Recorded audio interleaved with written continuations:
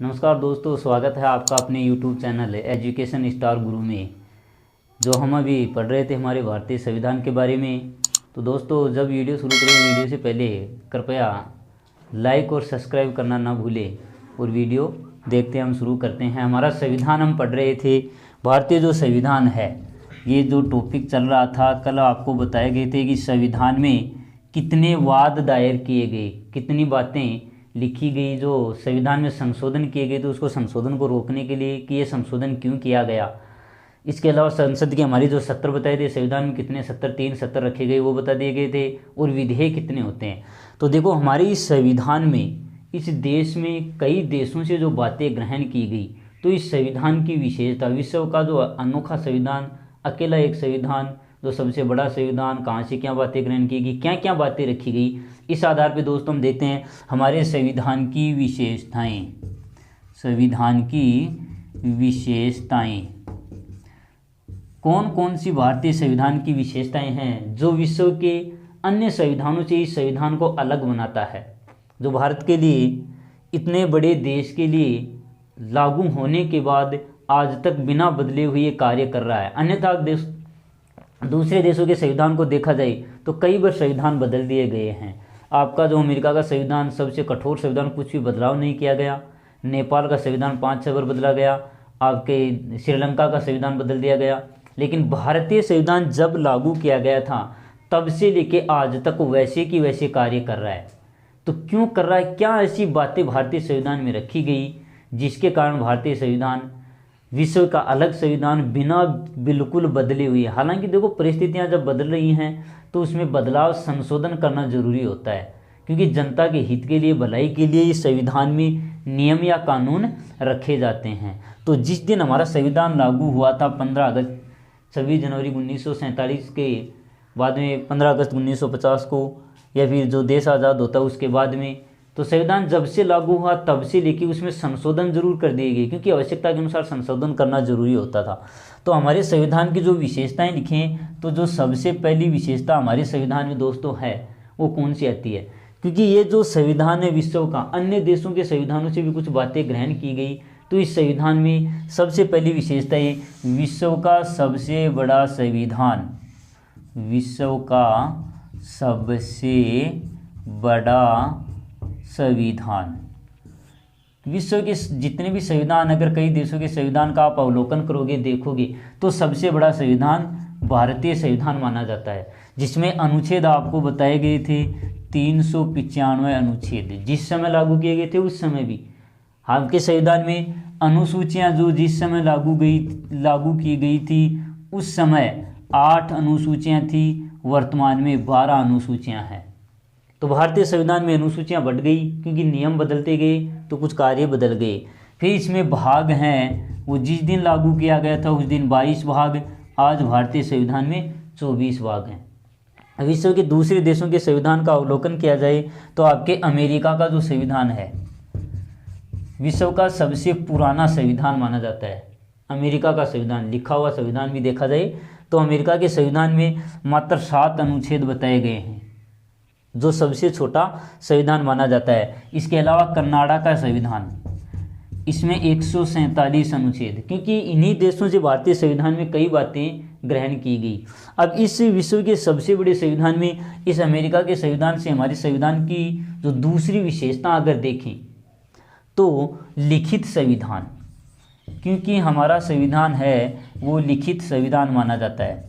भारतीय संविधान लिखित कैसे कह सकते हो, सर संविधान तो हर देश का संविधान लिखा जाता है, लेकिन इसमें अलग ये बनाता है कि भारतीय संविधान में जो भी बातें किसी दूसरे देश से ग्रहण की गई उसको लिखा गया, यानी हाथ से लिखा गया, और हाथ से बनाए हुए कागज पर ही लिखा गया इसको। तो इसलिए भारत का जो संविधान है वो लिखित संविधान माना जाता है। किसी भी दूसरे देश की प्रतिलिपि, फोटोकॉपी करवा के यहाँ शामिल नहीं किया गया है। दूसरे देशों के संविधान का अवलोकन कर लिया गया, लेकिन सेम वैसे के वैसे वो नियम भारत में लागू नहीं किए गए। जैसे अगर देखें, संसद की व्यवस्था है, तो अंग्रेज इंग्लैंड में संसद है, भारत में भी लागू किया गया, लेकिन ऐसे नहीं कि वैसे कि वहीं की व्यवस्था है भारत में लागू कर दी गई। तो भारत में लिखित संविधान यानी हाथ से लिखा हुआ संविधान, इसको लिखित निर्मित संविधान भी कह सकते हैं। भारतीय संविधान को लिखित या निर्मित संविधान, क्योंकि ये लिखा गया है, बनाया गया है, न कि किसी देश के संविधान का अवलोकन करके पूर्ण रूप से उसकी फोटोकॉपी यहाँ लगवाने की व्यवस्था भारतीय संविधान में नहीं की गई है। तो भारतीय संविधान है लिखित और निर्मित संविधान। फिर संविधान संशोधन की प्रक्रिया देखें तो भारतीय संविधान तीसरी जो विशेषता के आधार पर कठोर एवं सरल का मिश्रण है। यानी न तो इतना कठोर संविधान है कि इसमें बदलाव ही नहीं किया जा सके, क्योंकि बदलती हुई परिस्थितियों के अनुसार संविधान में संशोधन करना जरूरी होता है। तो भारत का जो संविधान है न तो बहुत ज़्यादा कठोर है कि जब चाहे तब बदल दे, इसके जैसे आपके चीन का जो चीन के नज़दीक जो देश आपका नेपाल का संविधान है बदल दिया गया, आपके श्रीलंका का संविधान बदल दिया गया। तो ऐसा नहीं कि जब चाहे तब उसको बदल दिया जाए, संशोधन कर दिया जाए, पूर्ण रूप से संविधान को बदल दिया जाए, ऐसी व्यवस्था नहीं है। तो भारतीय संविधान कठोर और सरल, यानी कठोर भी है कि इसमें जब चाहे तब बदलाव नहीं किया जा सकता है, और सरल भी है कि आवश्यकता के अनुसार संसद में इसमें बदलाव या संशोधन किए जा सकते हैं। तो विश्व का सबसे कठोर संविधान अगर आप देखो तो वो संविधान आपकी अमेरिका का माना जाता है, क्योंकि आज तक इस अमेरिका के संविधान में 27 संशोधन ही किए जा चुके हैं अभी तक। और भारतीय संविधान में संशोधन देखें तो भारतीय संविधान में 105 संशोधन, 127 अधिनियम आए थे जिसके तहत इसको संशोधन कर दिया गया। तो अब इस तरीके से सरलता के तरीके से देखें तो उस तरीके से 105 संशोधन भी बहुत होते हैं, क्योंकि अमेरिका के संविधान के लगभग 200-250 साल में 27 संशोधन किए गए, जबकि भारत के 70 साल में ही संशोधन कर दिए गए 105। तो इसलिए भारतीय संविधान है सरल व कठोर संविधान का मिश्रण व समन्वय कहलाता है। फिर भारतीय संविधान की जो तीसरी विशेषता है वो धर्मनिरपेक्ष। इससे पहले हम एक विशेषता और लिख देते हैं, उद्देशिका। भारतीय संविधान में एक उद्देशिका भी शामिल होती है जिसको आप प्रस्तावना भी कह सकते हो, क्योंकि इसी में ये ही संविधान की आत्मा के रूप में भी इसको कहा जाता है। ठाकुर दास भार्गव नामक व्यक्ति, ठाकुर दास भार्गव, इसने भारतीय जो संविधान की प्रस्तावना या उद्देशिका है इसको संविधान की आत्मा कहा है। भीमराव अम्बेडकर ने मौलिक अधिकारों को आत्मा कहा है। तो उद्देशिका भारतीय संविधान की आत्मा कहलाती है। उद्देशिका क्या होती है कि संविधान की शुरुआत की जो लाइन है, क्या हम भारत के लोग, ये शुरुआत से होती है भारतीय संविधान में कि हम भारत के लोग भारत के संविधान को बनाया, यानी इसका मतलब ये है कि ये भारत का संविधान भारतीयों के द्वारा ही बनाया गया। और ये जो हम भारत के लोग शब्द है भारतीय संविधान में लिया कहाँ से गया है, वो आपके अमेरिका के संविधान से ही शामिल किया गया है। अमेरिका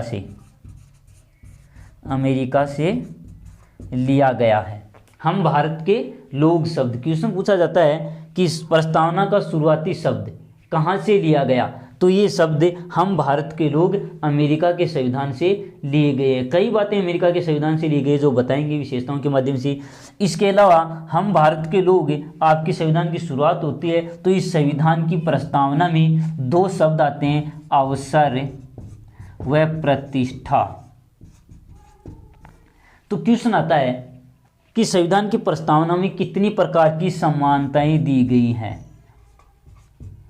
तो याद रखेंगे कि इस प्रस्तावना में 2 प्रकार की समानताएं दी गई है। अवसर व प्रतिष्ठा की समानता भारतीय संविधान में दी गई है, जो भारतीय संविधान की उद्देशिका या फिर संविधान की प्रस्तावना भी कहलाती है।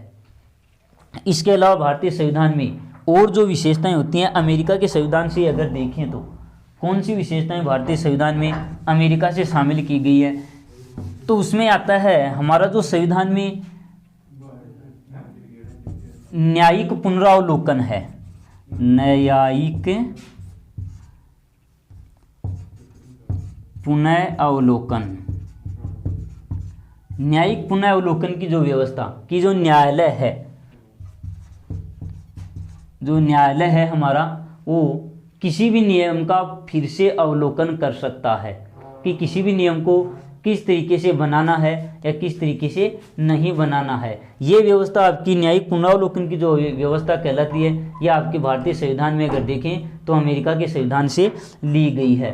तो अमेरिका के संविधान से न्यायिक पुनरावलोकन की जो व्यवस्था शामिल की गई है वो क्या कहलाती है, क्योंकि न्यायालय है, न्यायपालिका जो है हमारी, जो आपकी संसद है या जो कार्यपालिका है, वो दोबारा से संशोधन कर सकती है, बदलाव कर सकती है, क्योंकि न्यायालय को न्यायिक पुनरावलोकन यानी अपने निर्णय का फिर से अवलोकन करने का जो अधिकार दिया गया है, वो आपका न्यायिक पुनरावलोकन ये कहाँ से ग्रहण किया गया है, अमेरिका से। क्योंकि आपकी संसद नियम बनाती है, फिर उसको कार्यपालिका आपकी व्यवस्थापिका के माध्यम से लागू कर दिए जाते हैं। तो उस नियमों को कभी कभी आपका जो न्यायालय है, न्यायपालिका है, सर्वोच्च न्यायालय, वो रद्द या अवैध घोषित कर देता है, क्योंकि वो जनता के हित के अनुसार वो नियम नहीं होते हैं। तो इस समय न्यायपालिका पुनः अवलोकन, या फिर एक ये भी होता है कि न्यायालय अपने के द्वारा जो निर्णय दिया गया है उस निर्णय को फिर से जांच सकता है कि ये निर्णय सही है या नहीं, यानी अपने निर्णय को बदलने की जो व्यवस्था है वो न्यायिक पुनरावलोकन। और न्यायालय की स्वतंत्रता, जो स्वतंत्र न्यायालय है वो भी आपके अमेरिका से ही लिया गया है कि न्यायालय है वो स्वतंत्र रहेगा, किसी के अधीन नहीं रहेगा, ना आपकी संसद के अधीन रहेगा, न कार्यपालिका के अधीन रहेगा, यानी ये स्वतंत्र रहेगा, तो भी न्याय के निर्णय सही तरीके से किए जा सकते हैं। इसके अलावा आपके अमेरिका के संविधान से भारतीय संविधान में और जो विशेषताएं शामिल की गई हैं वो कौन कौन सी हैं, हमारे जो मौलिक अधिकार हैं, जिसे मूल अधिकार भी कहते हैं, ये मूल अधिकार भारतीय संविधान की जब लागू किया गया था उसी समय शामिल कर लिए गए थे। विश्व का एकमात्र पहला देश माना जाता है जिसमें मूल संविधान में जिस दिन लागू किया गया था उसी दिन मौलिक अधिकार जनता को प्रदान कर दिए गए थे। मूल संविधान में 7 मौलिक अधिकार, वर्तमान में 6 मौलिक अधिकार जो हैं। तो ये मूल अधिकार भी आपके अमेरिका के संविधान से शामिल किए गए हैं, क्योंकि विश्व में सबसे पहले मूल अधिकार अमेरिका के संविधान में लिखे गए थे। सर्वप्रथम सबसे पहले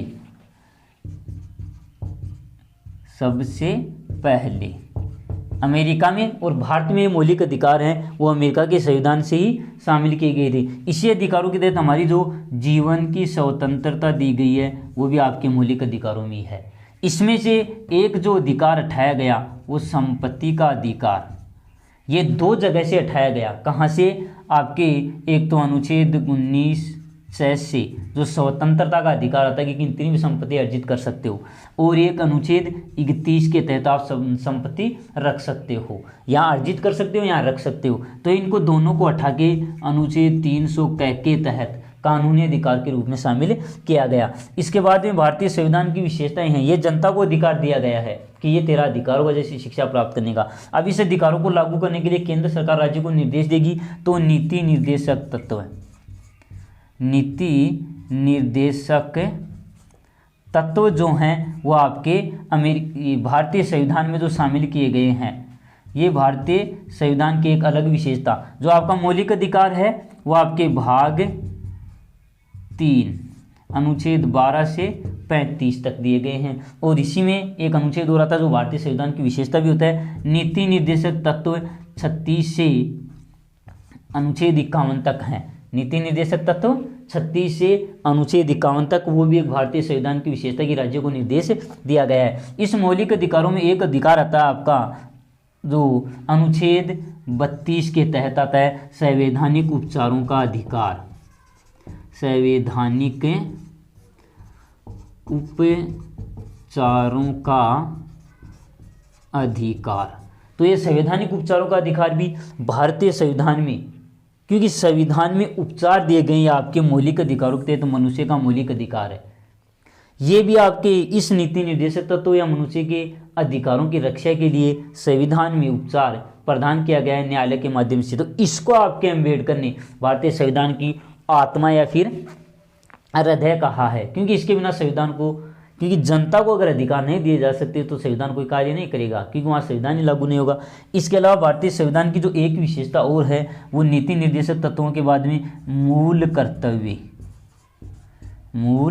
कर्तव्य, ये भी भारतीय संविधान में, लेकिन देखो मूल संविधान में मौलिक कर्तव्य शामिल नहीं थे, क्योंकि मूल संविधान में इसको शामिल नहीं किया गया। फिर रूस से, यहाँ रूस ने लिख के सोवियत संघ रूस से शामिल किए गए 1976 में। ये मौलिक कर्तव्य रूस के संविधान से शामिल किए गए। इसके अलावा इस सोवियत संघ रूस से भारतीय संविधान की जो एक विशेषता, ये अनुच्छेद अगर याद रखें तो अनुच्छेद आएगा 51 क यानी मौलिक नीति निर्देशक तत्वों के अधीन ही रखा गया। इसी के अलावा आपके सोवियत संघ से भी भारतीय संविधान की एक विशेषता और ली गई, समाजवादी व्यवस्था, क्योंकि यहाँ समाजवादी व्यवस्था ये भारतीय संविधान की विशेषता इसलिए शामिल की गई क्योंकि भारत में विभिन्न प्रकार के समाज या ग्रामीण क्षेत्रों के लोग रहते हैं, तो इन सभी को शामिल करने के लिए भारतीय संविधान में समाजवादी व्यवस्था है शामिल की गई थी। तो भारतीय संविधान की ये विशेषता, इसके अलावा भारतीय संविधान में और विशेषता जो शामिल की गई वो कौन कौन सी हैं, उसमें जो सबसे प्रमुख विशेषता आती है वो आती है आपकी एक ही संविधान, यानी राज्य के लिए और केंद्र के लिए एक ही संविधान है, राज्य व केंद्र का एक ही संविधान। ये भी भारतीय संविधान की, अमेरिका के संविधान में देखोगे तो आपके राज्य का अलग संविधान है और केंद्र के लिए अलग संविधान होता है। तो ये भारतीय संविधान की सबसे प्रमुख विशेषता है। इस संविधान की जो शुरुआती हम भारत के लोग आकर अमेरिका से लिए गए हैं, जो आपकी प्रस्तावना में शामिल किए गए, जो भारतीय संविधान की प्रस्तावना है भारतीयों के द्वारा लिखी हुई मानी जाती है।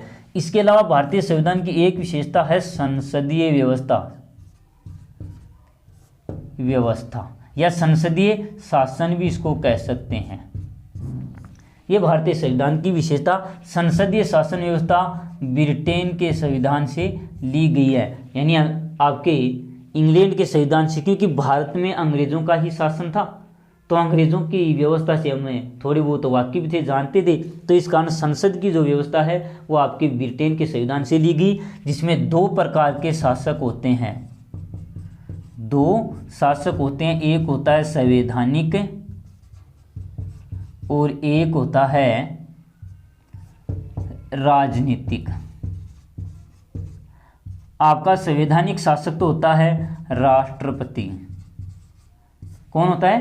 राष्ट्रपति। संविधान के अनुसार शासन करने वाला वो होता है, इसको नाम मात्र का शासक भी कहा जाता है, क्योंकि इसके कार्य आपका राजनीतिक शासक प्रधानमंत्री करता है, इसलिए इसको वास्तविक शासक भी कहा जाता है।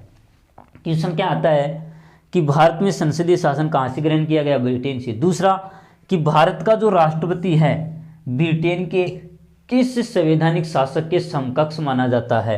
तो ब्रिटेन का जो संवैधानिक शासक है वहाँ राजा या रानी, क्योंकि ब्रिटेन में क्या पाया जाता है? ब्रिटेन में संसदीय राजतंत्र यानी गणतंत्रात्मक राजतंत्र पाया जाता है। जनता का भी शासन है वहाँ और राजा भी है, यानी अंतिम शक्ति वहाँ आपके राजा में निर्धारित की गई है।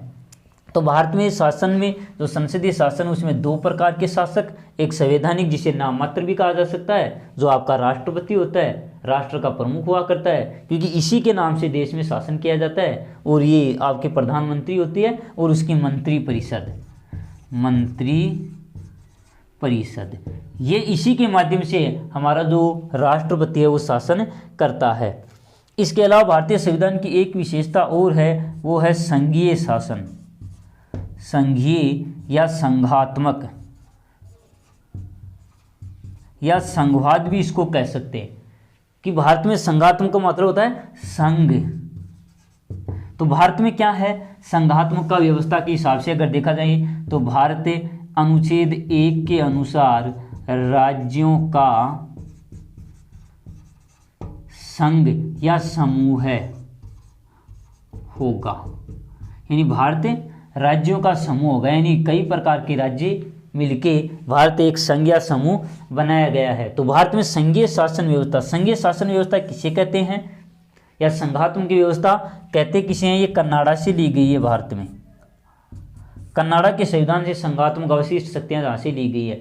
तो भारत में संघीय व्यवस्था का मतलब विभिन्न शक्तियों में शक्तियों का वितरण कर दिया जाता है। संघात्मक की व्यवस्था में शक्ति वितरण यानी बांट दी जाती है। तो भारत में शक्तियों को 3 भागों में बांटा है, 3 सूची हैं आपको बताई गई थी। संघ सूची, जिसमें केंद्र सरकार पूरे भारत के लिए संसद नियम बनाती है।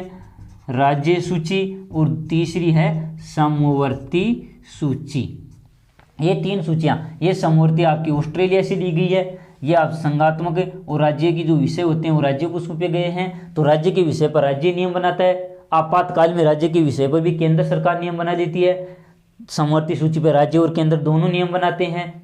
तो शक्ति विभाजन भी भारतीय संविधान की, शक्ति वितरण भी भारतीय संविधान की एक विशेषता आप कह सकते हो। 3 सूचियों में वितरण किया गया है। इसके अलावा एक सूची अवशिष्ट शक्तियां और है जो आपके इस कनाडा के संविधान से ही ली गई है।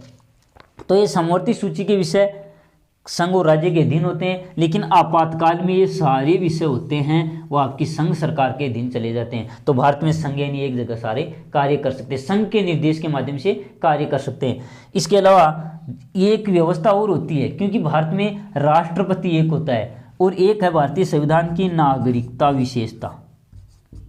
क्योंकि भारत के संविधान में नागरिकों को नागरिकता प्रदान की गई है। अनुच्छेद जो आपके हैं उसमें अलग अलग प्रकार से व्यवस्था दी गई है अनुच्छेदों के हिसाब से कि किसमें भारत का कौन व्यक्ति नागरिक जन्म के आधार पर हो सकता है या भारत का क्षेत्र बढ़ जाता है उसके आधार पर नागरिकता ग्रहण की जा सकती है।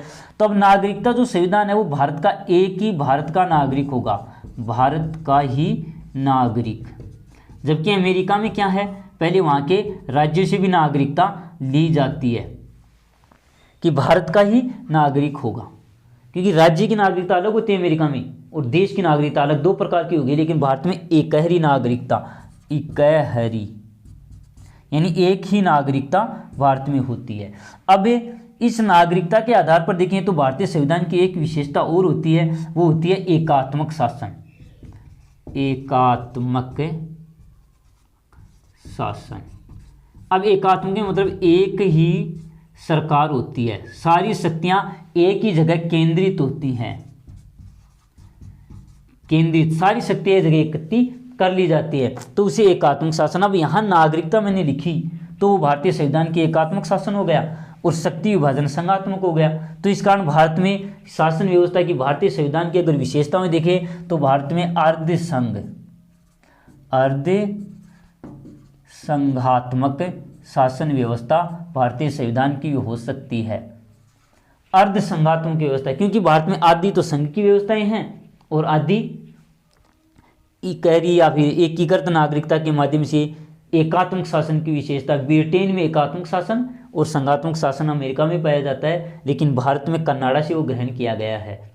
तो अमेरिका में भी एकात्मक शासन पाया जाता है। तो भारत में सही तरीके से अगर ऑप्शन क्या आता है कि भारत में शासन व्यवस्था पाई जाती है, अगर संघात्मक, एकात्मक और ये नाम नहीं आता है तो आपको संघीय या संघात्मक व्यवस्था सही करना होगा, और अगर ये अर्ध संघात्मक आता है तो अर्ध संघीय व्यवस्था सही करनी पड़ेगी, तो भारतीय संविधान की विशेषता हो जाएगी। इसके अलावा भारतीय संविधान की एक विशेषता और है, वो ये है कि जो इस देश के लिए विभाजन को रोकने के लिए निर्धारित किया गया था कि इस देश का विभाजन न हो, वो धर्म के आधार पर, तो भारतीय संविधान की धर्मनिरपेक्षता या धर्मनिरपेक्ष भारत एक राष्ट्र होगा। तो यहाँ है धर्म,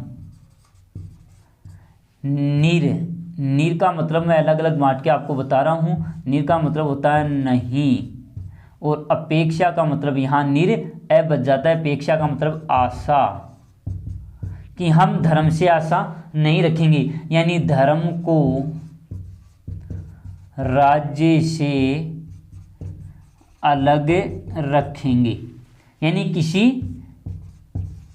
किसी धर्म को विशेष सुरक्षा नहीं देंगे, यानी सभी धर्मों को समान सुरक्षा प्रदान की जाएगी, समान संरक्षण है वो दिया जाएगा। ये भारतीय संविधान की धर्मनिरपेक्षता वाली विशेषता, जो हमारे संविधान को विश्व के अन्य देशों के संविधान से अलग माना जा सकता है। धर्मनिरपेक्ष राष्ट्र भी कह सकते हैं इसको, धर्मनिरपेक्ष राष्ट्र।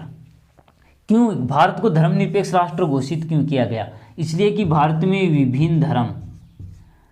विभिन्न धर्मों के लोग रहते हैं, जातियों के लोग रहते हैं, भाषा के लोग रहते हैं, तो विभिन्न प्रकार की संस्कृति रहन सहन है, इस कारण भारत को एक धर्मनिरपेक्ष राष्ट्र है वो बनाया गया है। तो इस भारतीय संविधान की ये जो प्रमुख विशेषताएं जो जिस दिन लागू किया गया था उस दिन कई संविधानों से क्या क्या बातें ग्रहण की गई, तो इसमें एक जो समाजवादी राज्य है कि भारत समाजवादी राज्य होगा, धर्मनिरपेक्ष राष्ट्र होगा, एक स्वतंत्रता कि भारत में जनता को जो स्वतंत्रता के अधिकार दिए गए हैं, स्वतंत्रता प्रदान की गई है, विचार अभिव्यक्ति की स्वतंत्रता दी गई है, बोलने की स्वतंत्रता दी गई है। तो ये भारतीय संविधान की विशेषता। यहाँ एक अर्ध संघात्मक और आती है, अर्ध संघ या संघात्मक, जिसमें आदि तो केंद्र सरकार जो हमारे संसद की होती है उसकी शक्तियाँ होती है और आदि अध्यक्षात्मक व्यवस्था की विशेषताएं होती है। तो भारतीय संविधान में जो मुख्य विशेषताएं थी जिसमें याद ये रखना है कि संघात्मक व्यवस्था और मौलिक अधिकार नीति निर्देशक तत्व। मौलिक अधिकार इसलिए विशेष हैं क्योंकि मूल अधिकार भारतीय मूल संविधान में शामिल किए गए थे। जिस दिन ये संविधान लागू किया गया था उस दिन ही भारतीय संविधान में शामिल कर लिए गए थे। तो इस कारण भारतीय संविधान की ये प्रमुख विशेषताएं हैं। इसमें नागरिकता, न्यायपालिका की स्वतंत्रता और एकीकृत न्याय, ये भारतीय संविधान की सबसे प्रमुख विशेषताओं में एक तो आता है धर्मनिरपेक्ष, एक संघात्मक राज्य या लिखित निर्मित संविधान, क्योंकि भारतीय संविधान को भारतीयों ने ही बनाया है, किसी दूसरे देश से ग्रहण नहीं किया गया है। अगर आप देखो कि दूसरे देश के 1935 के अधिनियम की बात करने की उसको शामिल किया गया है, लेकिन कुछ को बदल के शामिल किया गया है भारतीय परिस्थितियों के अनुसार।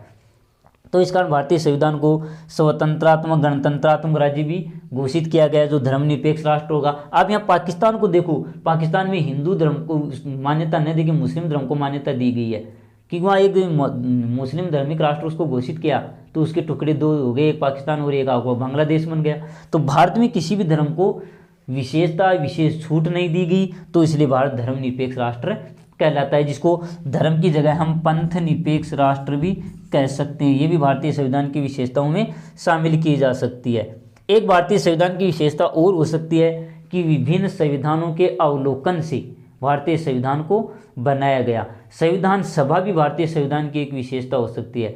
धर्मनिरपेक्ष राष्ट्र के माध्यम से भारतीय संविधान है।